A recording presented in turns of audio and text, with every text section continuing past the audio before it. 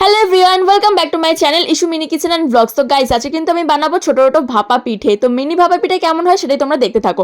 প্রথমে কিন্তু আমি কড়াই না, হাঁড়িতে কিন্তু জল দিয়ে নুন দিয়ে গরম করে নিচ্ছি, কারণ চালের গুঁড়োটা মাখাতে হবে। চালের গুঁড়োটা কিন্তু আমি মাখাবো, জলটা কিন্তু গরম হয়ে গেছে, হালকা উষ্ণ গরম জল করবে নুন দিয়ে। তো আবার কিন্তু আমি চালের গুঁড়োটার মধ্যে কিন্তু হালকা করে জল দিয়ে দেবো, আর এরকমভাবে মাখবো যাতে কিন্তু মুঠো হতে পারে চালের গুঁড়োটা। তো আমাদের কিন্তু চালের গুঁড়ো মাখা কমপ্লিট। তার মধ্যে কিন্তু ছোট্ট আমি যেহেতু মিনি করবো, তো একটা ছোট্ট বাটি নিয়ে নিয়েছি, তার মধ্যে কিন্তু চালের গুঁড়ো দিয়ে দিয়েছি, দেন কিন্তু নারকেল, তারপরে কিন্তু গুড় দিয়ে দিয়েছি, তারপর কিন্তু আবার চালের গুঁড়ো দিয়ে ভালো করে কোটিং করে নিয়েছি। আর দেখো হালকা করে কিন্তু একটা পাতলা কাপড় নিয়ে নিয়েছি, আর জলটা ফুটে আসলে কিন্তু আমি ওর পিঠেটা দিয়ে দিয়েছি। আর দেখো কিছুক্ষণ পরে কিন্তু দেখলাম কিন্তু আমার পিঠেটা হয়ে গেছে।